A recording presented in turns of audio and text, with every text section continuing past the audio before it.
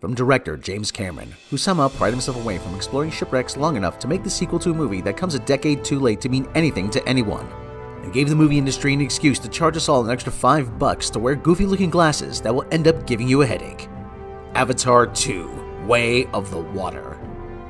Return to Pandora, where the Na'vi live in harmony with nature. Wait a minute. See an outsider who enters their midst and learns their ways.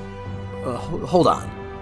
Then their society will be upended as the white man begins to migrate into their lands and exploit their ecosystem for resources. Hold on, you're just making the same movie again, which itself was a remake of Dances with Wolves, with blue people. You took 13 years to make a sequel to a movie that was already made? Twice?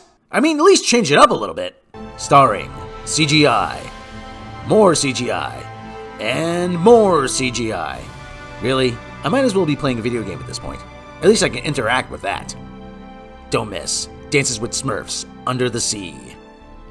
You know, James, you just want to make underwater documentaries at this point, so just go back to making those for PBS and leave us alone, please.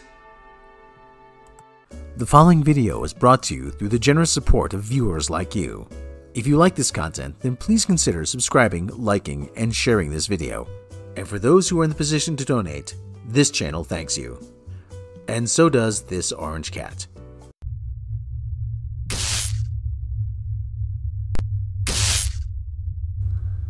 James Cameron claims Terminator Dark Fate failed because they made your granddad's Terminator movie. Oh, shut up, Grandpa.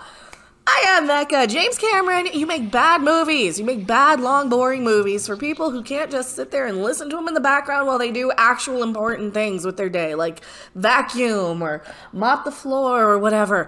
I am Mecha. Please subscribe to this channel. He said including Arnold Schwarzenegger was a problem. Seriously? Seriously? Emasculating Arnold Schwarzenegger is a bigger problem, James Cameron. James Cameron, and I'm not even going to go on about how you said, oh, I was young and dumb and full of you-know-what when I made those movies, and they're bad now. Shut up. Just shut your mouth. You're making bad movies now. You haven't made a good movie since Terminator 2, and I don't want to hear of people like Titanic, and I don't want to hear of people like Avatar. This is my opinion that counts, and you know what my opinion is?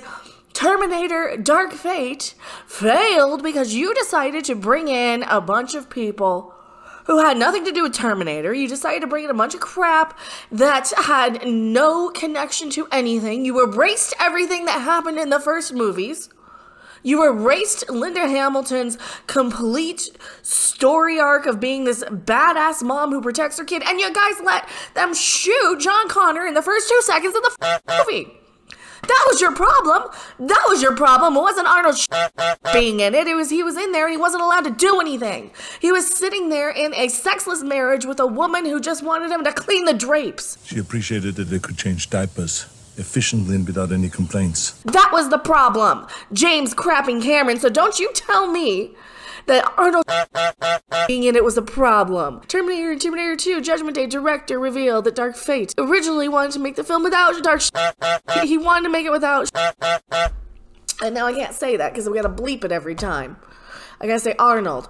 In a wide-ranging interview with Deadline in the lead-up to the release of his piece of crap that nobody wants to watch, Cameron was asked what he thought about the outcome of Terminator Dark Fate, or as we call it, woke fart. Cameron, who was the producer on Dark Fate and had a story by credit, replied, I think I'm actually reasonably happy with the film. Yeah, you didn't have to do crap and you got a lot of money for it. That's the perfect way to be a filmmaker. You don't have to do crap, you don't have to show up. You can just say, yeah, I'll put my name on it and you can rake in a couple of bucks. Screw you, James Cameron.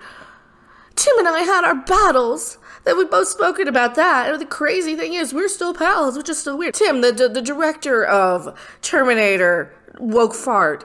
Now, he was trolling the fans and saying, oh, well, this is not a movie. If you like toxic masculinity, you're just a toxic man, baby, if you don't like this movie.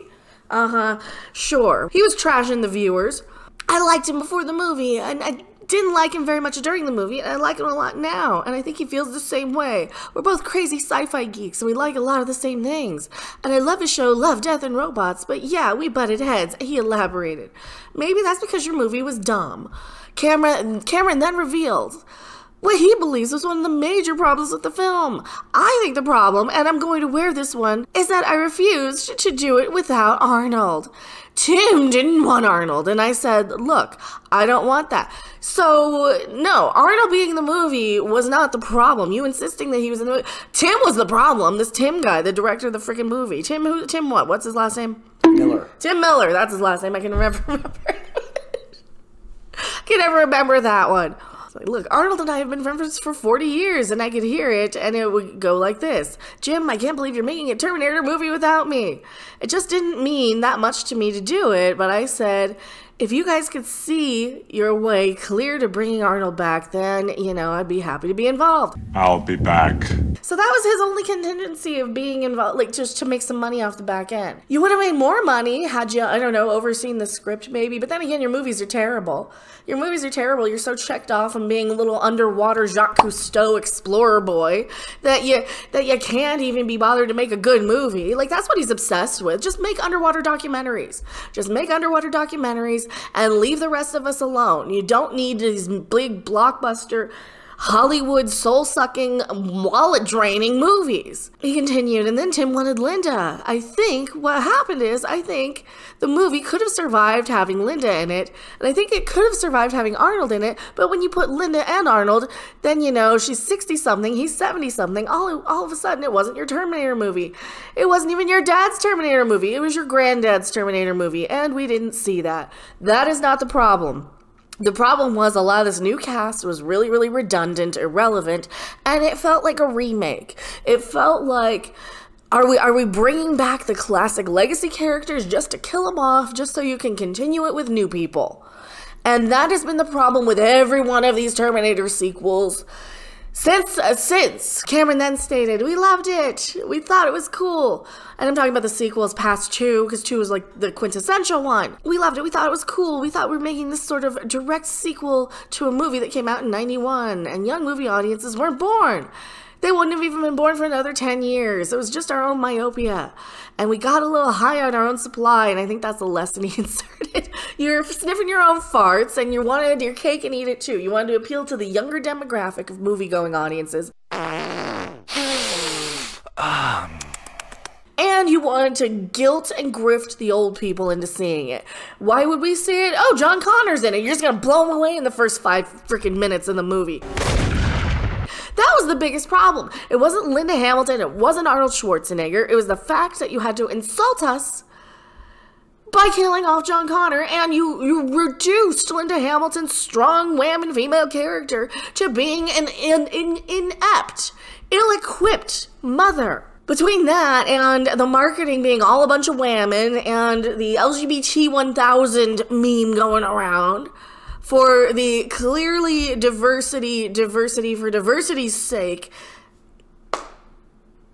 inclusions, I guess would be the best word. It's the inclusions of the diversities, just to pat yourself on the back for having some diversity. Like, you didn't know what the hell you wanted to do. You wanted to just cash in on this, see if you could drag out the old cast, see how many of the old people you could grift.